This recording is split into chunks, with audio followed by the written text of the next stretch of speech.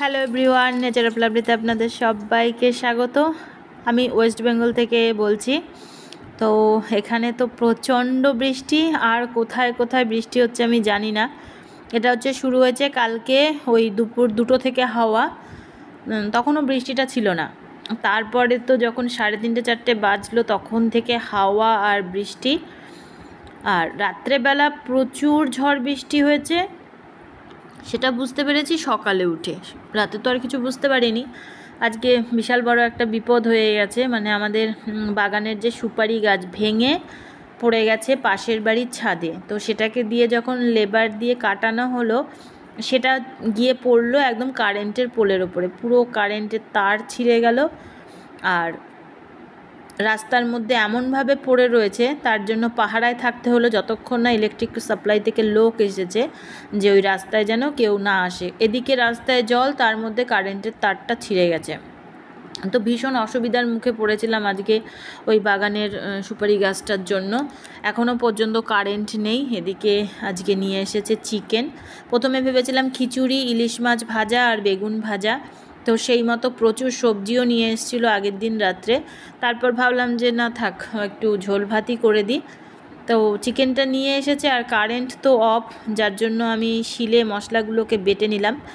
আজকে হচ্ছে মানে বাটা ঠিক না, ওই ছেঁচা মশলায় মাংস। তো ভীষণ তাড়াতাড়ি করার চেষ্টা করছি, কারণ চিমনি চালাতে পারছি না। রান্নাঘর একদম যেন মানে কি বলবো, তেল আর গন্ধে পুরো ভরপুর হয়ে গেছে, গন্ধ কিছুই বেরোতে পারছে না। আর এইভাবে মশলাগুলোকে আমি থেতো করে নিলাম। আর একটা যেটা রান্না করেছি, আমার গাছে প্রচুর উচ্ছে হয়েছিল, মানে উচ্ছে করলা দু রকমের। তো সেটাকে ছিঁড়েছিলাম আগের দিন, তো সেটা ছিঁড়ে রেখেছিলাম বলে সেটাকে আলু দিয়ে পেঁয়াজ দিয়ে ভাজা করেছি। আর সাথে ছিল উচ্ছে শাক ভাজা, আর চিকেন নিয়ে এসেছে। ঘরে পুঁই শাকও ছিল, ঢ্যাঁড়স আর হচ্ছে ওই বেগুন, তারপর আদা পেঁয়াজ রসুন সব কিছুই নিয়ে এসেছে। বাট আর কিছু করলাম না। এই চিকেনটা হলে তো বাচ্চারা তেমন কিছু খায় না, আমার হাজব্যান্ডও তাই। তো চিকেনটাকেই ভালোভাবে কষিয়ে নেড়ে চেড়ে রান্না করে নিচ্ছি। প্রথমে তো ভাবছিলাম চিকেন আনতে বলেও তো মহা বিপদে পড়লাম, কিভাবে রান্না করব। আর এদিকে মশলাগুলো আমি বেটে নিচ্ছি এখন, মানে রান্নাটা প্রায় হওয়ার মুখে। মাংসটা এটা আমি বেটে নিলাম হচ্ছে গরম মশলা। তো গরম মশলাটা বেটে সেটাকে ঝোলে দিয়ে দেবো। আজকে জল ভরেছি অল্প কয়েকটা, মানে জলের মেশিনও তো চালাতে পারছি না, কারেন্ট নেই। সাপ্লাই অফিস থেকে লোক মানে এসেছে, কাজ হচ্ছে, তো এখনও কারেন্ট আমরা পাইনি। আর তাছাড়া তো কালকে রাত্রে তার মানে তেমনই ঝড় হয়েছে, তা নাহলে এমনি এমনি তো একটা সুপুরি গাছ ভেঙে অন্যের বাড়ির ওপরে পড়ে যায় না, তার মানে তেমনই হাওয়াটা হয়েছে। আসলে পুরো একদম মানে জানলার কাজগুলো বন্ধ ছিল, যার জন্য কোনো আওয়াজই পাইনি। আর এদিকে তো আমার রান্নাবান্না মোটামুটি কমপ্লিট। শেষে ছিল দুধ চাল দেওয়ার পর্ব, তো সেটাও কমপ্লিট করে নিয়েছি। এখন স্নান কমপ্লিট করে চলে এসেছি খাওয়ার জন্য, ভাত বেড়ে নিয়েছি। আমার হাজব্যান্ড এখনও আসেনি, ওকে ফোন করলাম, ও চলে গেছে হচ্ছে সাপ্লাই অফিসে, ওর একটু দরকার ছিল, তো মানে পঞ্চায়েত থেকে, সেই কারণে একটু মানে কাজের সোর্সে গেছে।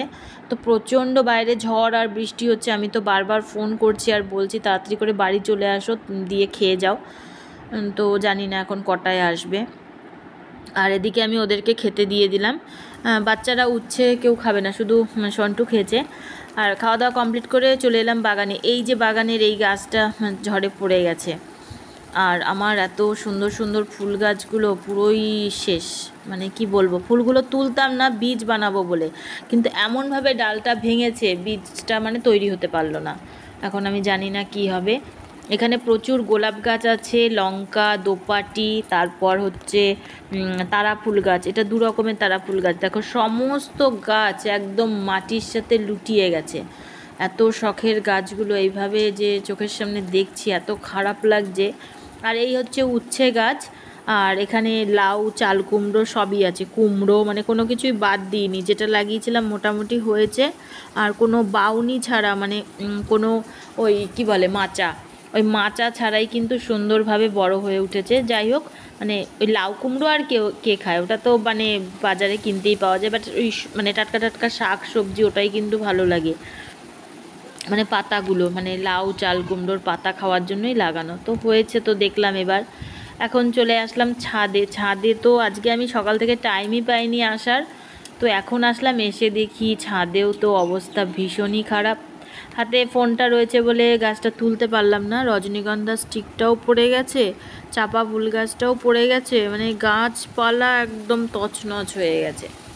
একটু ঝড় বৃষ্টি হলে এই হচ্ছে একটা ক্ষতি হয়ে যায়। আর তেমনি সঙ্গে দিচ্ছে দমকা হাওয়া, সেকেন্ডের মধ্যে তো মনে হচ্ছে আমি শুদ্ধ উড়ে যাব।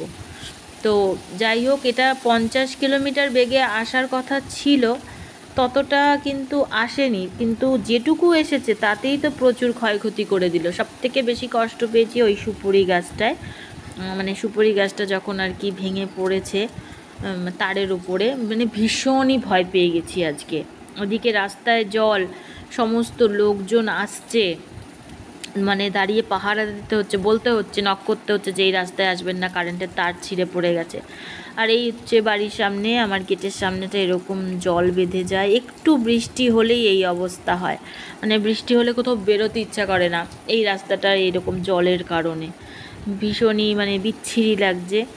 পাখিগুলো তো খাবার না পেয়ে ঘুরে বেড়াচ্ছে, ওদেরকে কিছু একটা চাল দিয়েছি, এখন দেখা যাক ওরা সন্ধ্যের আগে পর্যন্ত যদি খেয়ে নেয় তো ভালো। তো এইভাবে এখন ছাদটাকে একটু দেখছি যে গাছগাছালির কী অবস্থা। এই গাছটাও পড়ে গেছে, মানে মোটামুটি যা ছিল, যেখানে যা ছিল অনেক কিছুই পড়ে গেছে, তাও অল্পের ওপরে বেঁচে গেছি। অনেক জায়গায় আরও হয়তো ক্ষয়ক্ষতি হয়েছে, প্রচুর ক্ষতি হয়েছে। আর আমাদের এখানে কিন্তু বৃষ্টিটা মানে একটুখানি কমছে, আর মানে হাওয়াটা কিন্তু বন্ধ নেই, কন্টিনিউ মানে ঝড়ের গতিতে হাওয়া দিয়েই চলেছে কালকে থেকে। ওই যে সুপুরি গাছটা পুরো ভেঙে পড়ে গেছিলো এই বিল্ডিংটার ওপরে, এদের বাড়ির ওপরে। আর এদিকে রাস্তাঘাট স্লিপ, ভীষণ ভয় পেয়েছি আজকে সকালে। আর এখন চলে আসলাম আমি নিচে। নিচে এসে তো দেখছি ঘরের এইরকম অবস্থা। তো ঘরে আজকে আসার টাইমই পাইনি, রান্নাবান্না মানে এক পাকে দৌড়াদৌড়ি করে তো সময় পাইনি সেরকম। তো এখন খাওয়া দাওয়া কমপ্লিট করে নিয়ে একটু শোবো, মানে একটু রেস্ট নেব। আবার তো চলবে রাতের পর্ব, রাতে কে কী খাবে সেটার তোড়জোড়। কারেন্ট এসে গেছে, মানে ইনভার্টারটা একটু চার্জ হতে পারবে। এবার একটু বিছনাটা টেনে টুনে পরিষ্কার করে আমি এবার একটু শুয়ে পড়বো। আর ড্রেসিং টেবিলের এই কাজটা খুলে রেখেই আমি চলে গেছি। তো আজকের মতন ভিডিওটা এইটুকুই, দেখা হবে নেক্সট ভিডিওতে খুব তাড়াতাড়ি। টাটা।